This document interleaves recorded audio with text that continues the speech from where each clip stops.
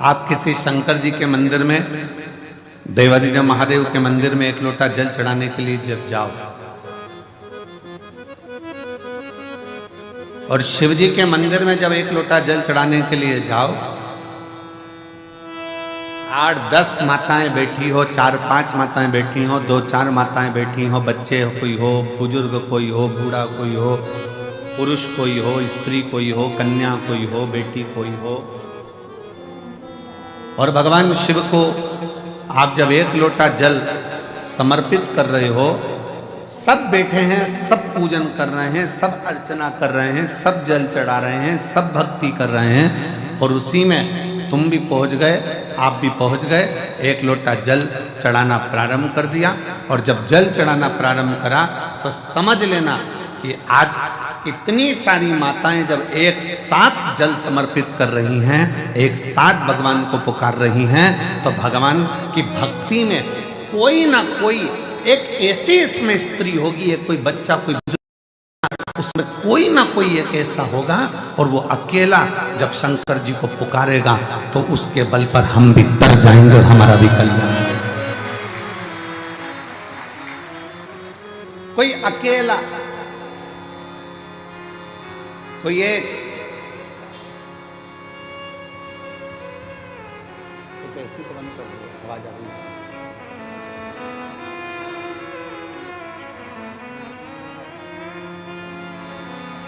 कोई अकेला, कोई एक भी अगर पुकारेगा,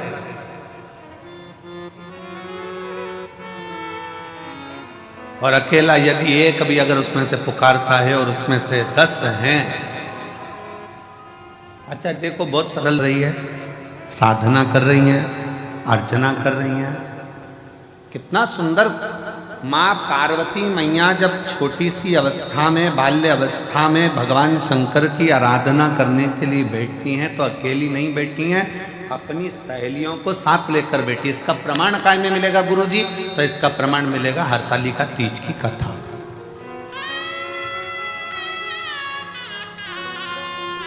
कौन कौन करता है हरतालिका तीज?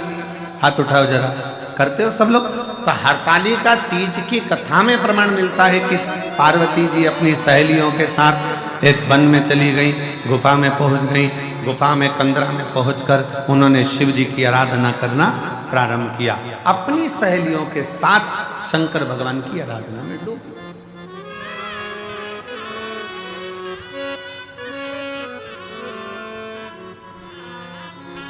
शिव जी की आराधना में डूब।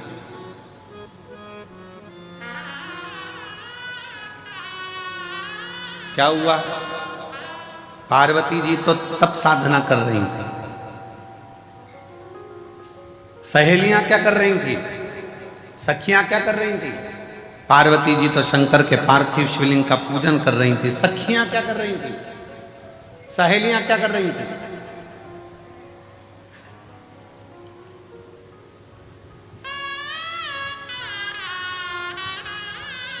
ये ऐसी बंद कर देना।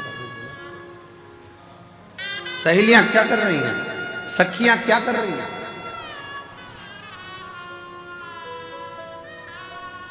पार्वती जी तो तप साधना में लीन है, ये वाला।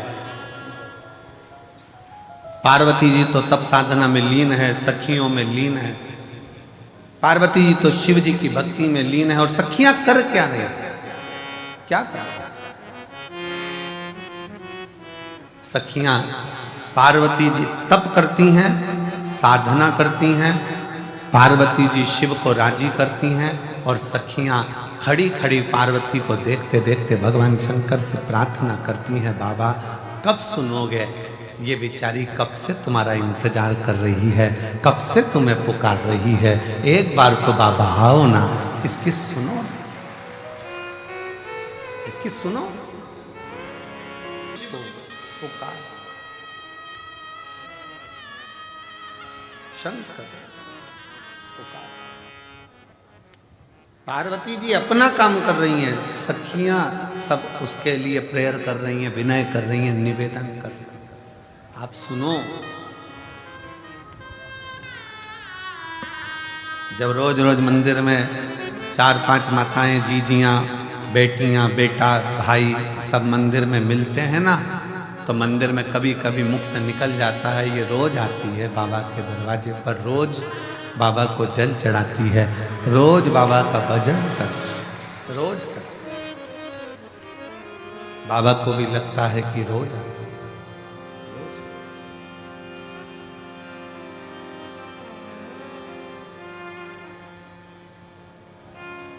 प्रतिदिन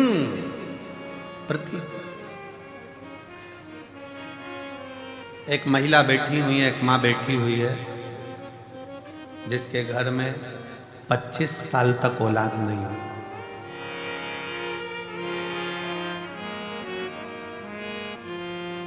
अब उसने इलाज करवा लिया, सब दूर से प्रार्थना कर ली, सब जगह से। आखिरी में एक दिन उसके मोहल्ले में कोई ने कहा कि अगर 24-25 साल हो गए हैं तो कहा कि अब मैं माँ कभी नहीं बन सकती, ऐसा है। जब इतने साल, 25 साल बहुत होते। अब शादी के 25 साल, जरा विचार करिएगा, जब औलाद का 24-25 साल तक सुख ना हो तो वो कितना मन में कचोटता होगा। तब किसी ने कहा एक काम करो, जाओ एक बार कुबेरेश्वर बाबा की भूमि पर जाओ, रुद्राक्ष महोत्सव हो रहा हो, तंबू तानो, बाबा का भजन करो, स्मरण करो, कथा सुनो, शिव भक्ति को धारण करो, सुनो कथा। आई, बाबा से विनय करा, निवेदन करा, पत्र है उसका। शिव महापुराण की कथा कहती है, शिव के बिना सब शून्य है, सब शून्य।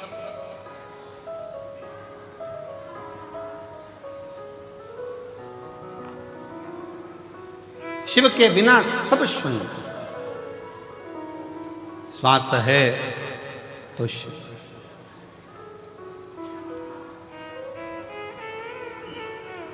शिव तत्व कह रहा है, भगवान शंकर की कथा कह रही है, शिव महापुराण कह रही है।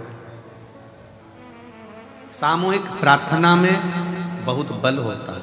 सामूहिक प्रार्थना, आप एक साथ बैठकर जब संग में भगवान के मंत्र का उच्चारण करते हैं, श्री शिवाय नमस्तुभ्यं, श्री शिवाय नमस्तुभ्यं, श्री शिवाय नमस्तुभ्यं, श्री शिवाय नमस्तुभ्यं, श्री शिवाय नमस्तुभ्यं, श्री शिवाय नमस्तुभ्यं,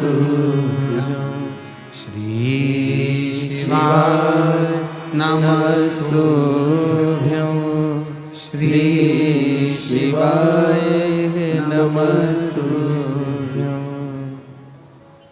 पार्वती मैया गंगा जी से कहती हैं कि सामूहिक प्रार्थना करो, पुकारो शिव को सब मिलकर। गंगा जी के जल में जितने जीव थे उन्होंने भगवान शंकर को पुकारना प्रारंभ किया।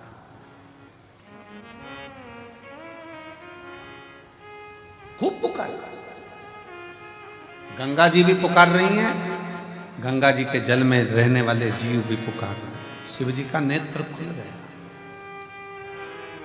शंकर भगवान का नेत्र खुला और शिव जी ने पूछा, क्या बात है गंगा?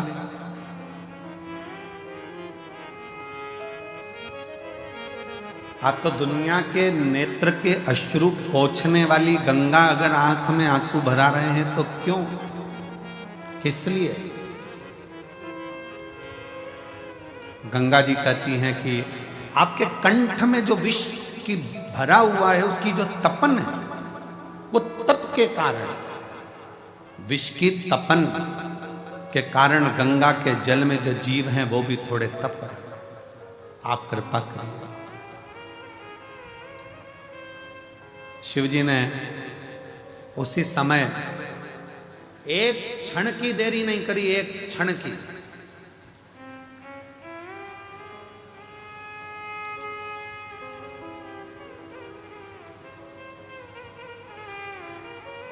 भगवान शंकर ने एक क्षण की देरी नहीं करी और मां आदि शक्ति, मां दुर्गा भवानी को, मां जगत जननी जगदम्बा को भगवान शंकर ने उसी क्षण अपने सम्मुख में, अपने कंठ के सम्मुख में, साक्षी में उनको समाहित कर दिया। समाहित सम्मुख में, जहां कंठ में विष भरा पड़ा हुआ था, उसके साक्षी में मां जगत जननी जगदम्बा को समाहित कर। शिव कहते हैं, पार्वती आज गंगा जी के रुदन को देखकर मेरा मन व्यथित हुआ, पर आज मैं वचन देता हूं कि गंगा का जल कोई स्नान करे ना करे, पर मात्र हर हर गंगे कहते से उसके सारे पाप में धो दूंगा, नष्ट कर दूंगा। हर हर गंगे कहते से मैं उसके पापों को समाप्त कर दूंगा, उसके दुखों को समाप्त कर दूंगा।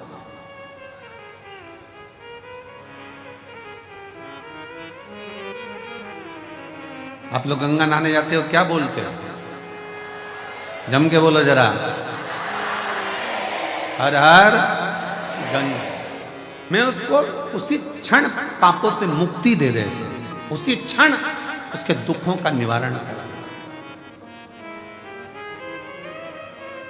और हम तो कहेंगे आप सबसे, चाहे घर में नहाओ, चाहे तीर्थ में नहाओ, चाहे कुबेरेश्वर धाम पर नहाओ, चाहे कहीं पवित्र नदी पर जाकर स्नान करने जाओ, नहाओ, और वहाँ पर भी एक बार जम के चिल्लाकर पानी पहला डब्बा जैसे ही सिर पे जाए, पहला डब्बा जैसे ऊपर जाए, वैसे ही चिल्लाए, हर हर गंगे।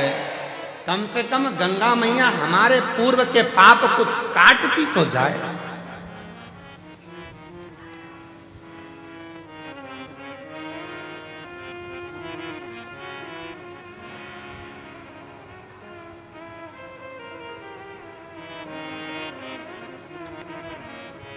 काशी विश्वनाथ शंभो,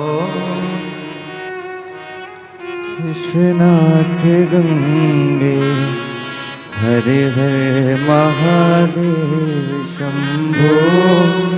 काशी विश्वनाथ गंगे। भगवान शिव कहते हैं, मेरे नाम के साथ गंगा के नाम को जोड़ा जाता है। वो जोड़ने का कारण केवल इतना सा है कि गंगा मैया सबके दुख को देखकर दुखी हो गई थी कि इनका होगा क्या, इन जीवों का कल्याण कैसे होगा। पर बहुत सावधानी से स्मरण करिएगा महाराज,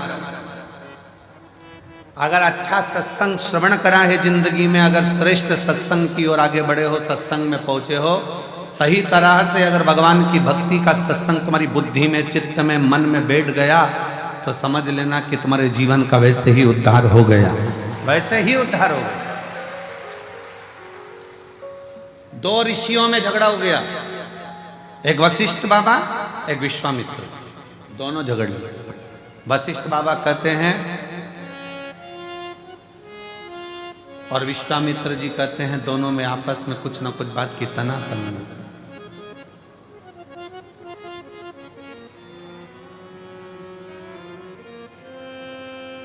विश्वामित्र जी कह रहे हैं कि तप बढ़ा, वशिष्ठ बाबा कहते हैं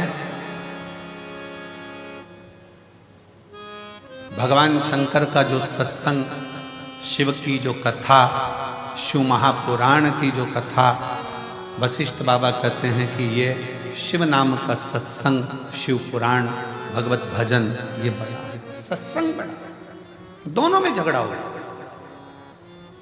दोनों झगड़ा करते करते ब्रह्मा जी के पास पहुंच गए।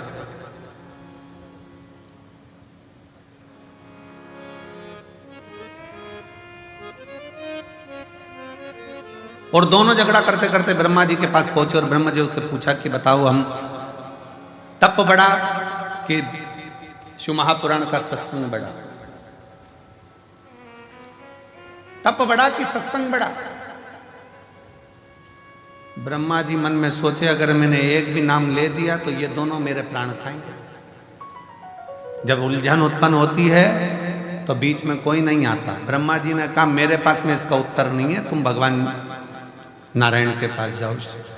नारायण के पास पहुंच गए। बताओ तप बड़ा कि शंकर जी की सुनी हुई कथा का सत्संग बड़ा। भगवान विष्णु तो चरण दब रहे थे, नारायण आराम से सो रहे थे। लक्ष्मी जी चरण दबाती दबाती, लक्ष्मी जी ने भी देख लिया दोनों आए हैं और दोनों बहुत बड़ा प्रश्न लेकर आए, उत्तर देना बड़ा कठिन काम। तप का बोलेंगे तो सत्संग छूट जाएगा, सत्संग का बोलेंगे तो तप छूट जाएगा। कहां करा जाए? लक्ष्मी जी और जम के पांव दबाई, जैसे ही पांव दबाई नारायण समझ गए उलझट्टा सामने खड़ा है।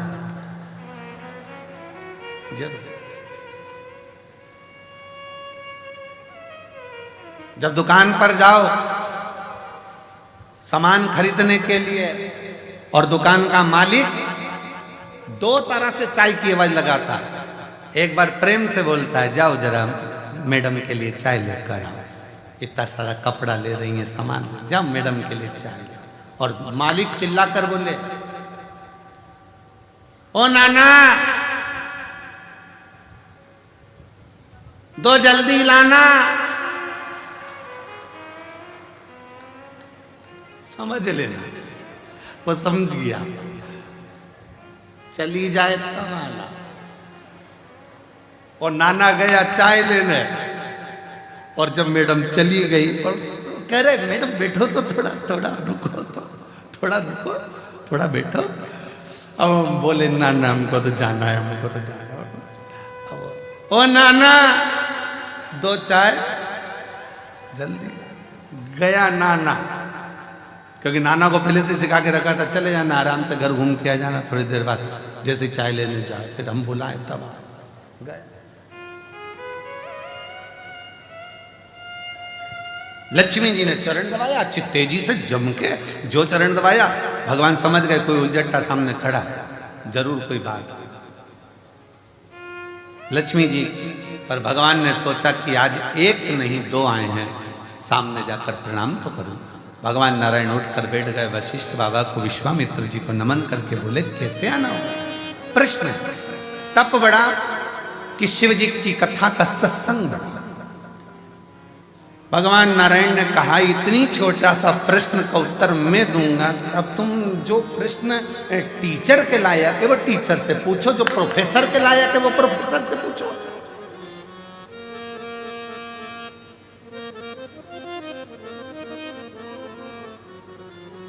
अब तुम्हें प्रश्न करना चाहिए टीचर से, तुम कर रहे हो प्रोफेसर से। इसका उत्तर तो मेरा, भगवान विष्णु ने सोचा इनसे पीछे कैसे जुड़ाऊं, तो उन्होंने कहा इसका उत्तर तो मेरा शेषनाग देगा। अब शेषनाग 1000 फण से लाखों आंखों से शेषनाग भगवान नारायण को देख रहे, प्रभु मुझे उलझा दिया, मुझे।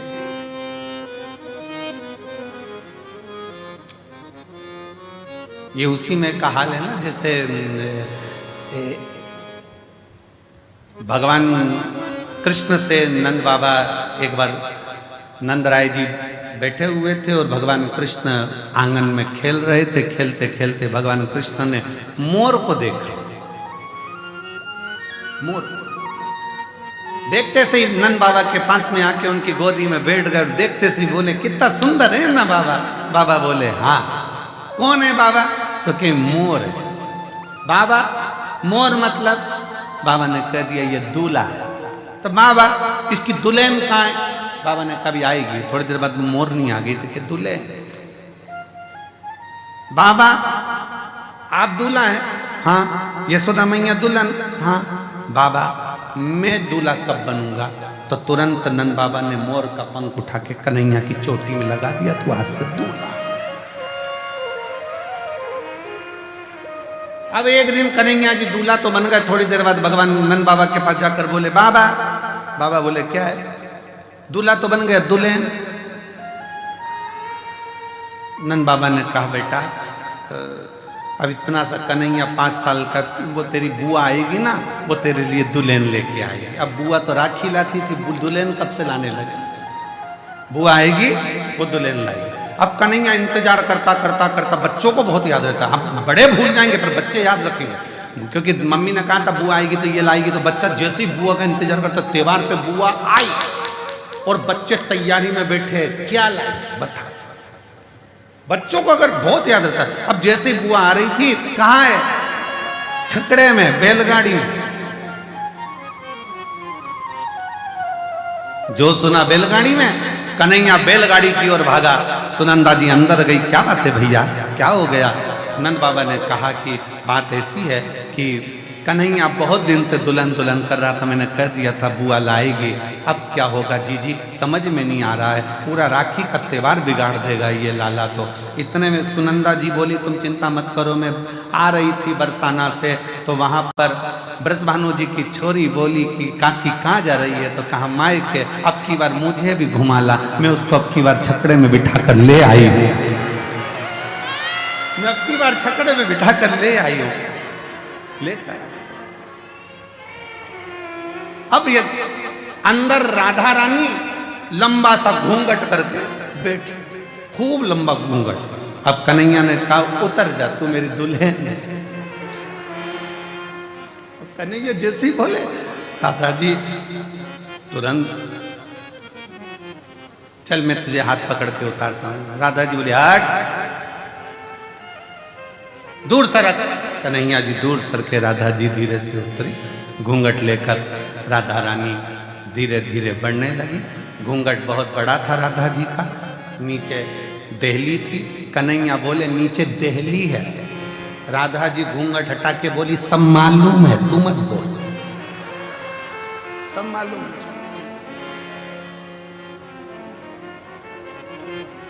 यशोदा जी ने जो राधा जी का स्वरूप देखा, देखते ही राधा जी से हाथ जोड़कर यशोदा जी कहती हैं अच्छा हुआ तू आ गई, त्योहार अच्छे से हो जाएगा। इसलिए राधा नाम त्योहार का भी सुख बढ़ा देती है। वो राधा है त्योहार का।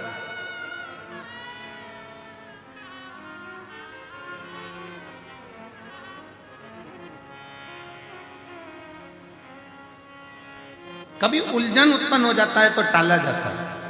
वशिष्ठ बाबा और विश्वामित्र जी की उलझन थी।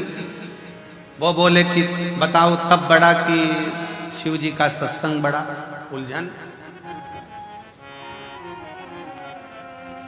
दोनों उलझन।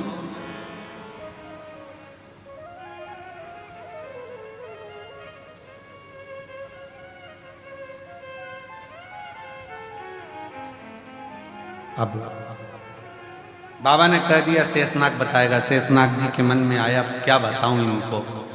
शेषनाग जी बोलिए तब बड़ा कि शिव जी की कथा सुनी हुई सत्संग बड़ा। शेषनाग जी ने कह दिया वशिष्ठ बाबा विश्वामित्र जी मेरे सिर पे रखी पृथ्वी, वजन बहुत तेज लग रही है। तुमने तप करा है, एक ने सत्संग करा है, तुम अपना अपना पुण्य देकर पृथ्वी को रोक लो, तब मैं बताऊंगा कि कौन बड़ा। विश्वामित्र जी ने कहा इतनी सी बात, मैंने इतना तप करा है। विश्वामित्र जी ने कहा मैंने अपनी जिंदगी में जितना तप करा सारे तप का फल देता हूं पृथ्वी, तो रुक जा। पृथ्वी नहीं रुकी, घूमती रही शेषनाग जी के खंड पर, नहीं रुकी। तब वशिष्ठ बाबा से कहा गया आप रोको। वशिष्ठ जी ने कहा मैंने जो शिव पुराण श्रवण करी है, सत्संग सुना है, उसका 7 दिन का तो नहीं, पूरे 1 दिन का भी नहीं, केवल 1 मिनट का फल देता हूं, रुक जा। और पृथ्वी रुक गई। सत्संग का फल कितना बड़ा है कि 7 दिन का भी नहीं, 1 दिन में भी आधा, केवल आधा पल मैं तुझे सत्संग का देता हूं, रुक।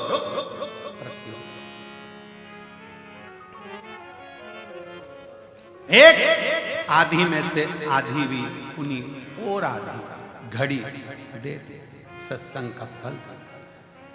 शेषनाग जी ने कहा तुम दोनों अंदाजा लगा लो कि तप बड़ा है कि सत्संग बड़ा है।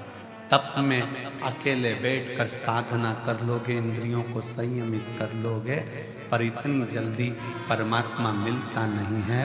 जिनने तपस्या करी उनको भगवान इतनी जल्दी नहीं मिला, ना जाने कितने जन्म निकल गए तब मिला।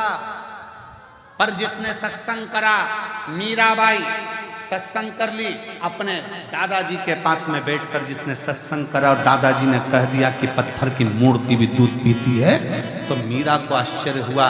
दूध का कटोरा लेकर मीराबाई के सामने, मीराबाई ठाकुर जी के सामने दूध का कटोरा लेकर पहुंच गई और भगवान से कहती है पी लो दूध। भगवान नहीं पीते।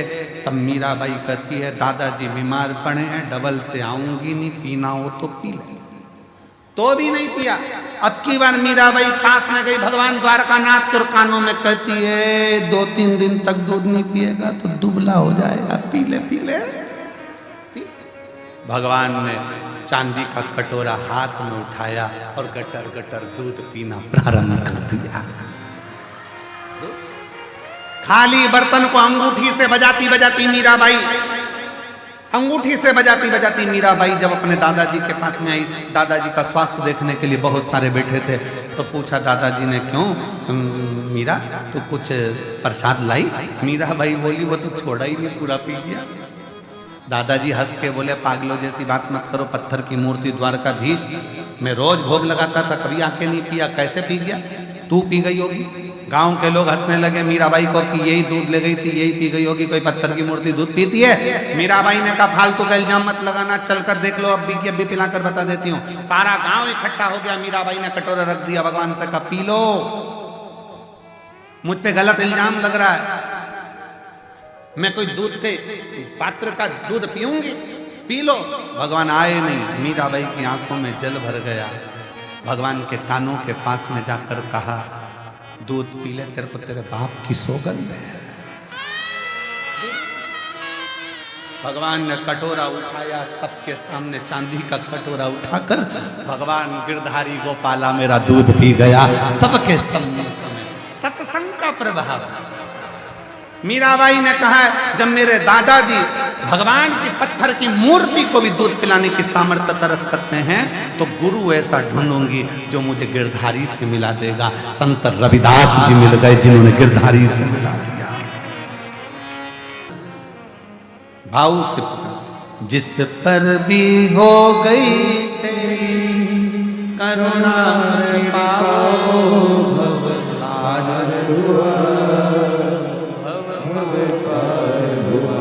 शिव करुणा सागर है, कृपा सागर है, दया सागर। रावण को सोने की लंका दे देता है, भस्मासुर को कंगन दे देता है, किसको क्या ना दे वो सबकी झोली बात।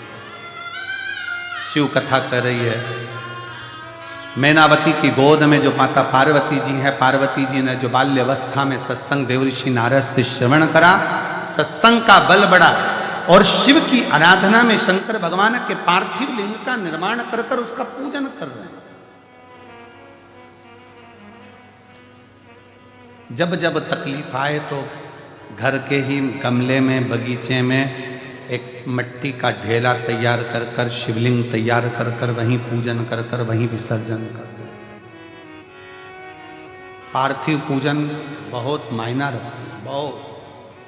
पार्थिव पार्थिव है, वहीं पूजन कर कर वहीं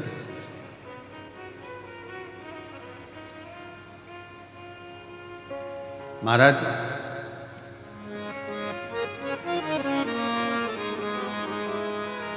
शिवजी के पास जाकर जल अमृत बन जाता, शिवजी के पास जाकर राख, भस्म, करोड़ का धन बन जाता। शिवजी के पास जाकर एक बेलपत्र औषधि बन जाती है। शिवजी के पास जाकर विषधर सर्प भी संसार में पूजा जाता है। शिव के पास जाकर श्रापित चंद्रमा भी, जिसको ससुर ने श्राप दे दिया था, वो चंद्रमा भी शंकर के पास जाकर चतुर्थी में पूजा जाता है। शिव के नजदीक अगर सांप पहुंचा, राख पहुंची तो वो भी पूज्य हो जाती है। तो शंकर के मंदिर जाने वाला भी एक दिन पूज्य बनता चलेगा। शिव के करीब में। बोल बम का नारा है। शंकर के करीब में जितने रहोगे, शिव के पास जाओगे, शंकर के नजदीक में जाओगे, उतने उतने शिव निखारता जाए, शंकर निखारता है।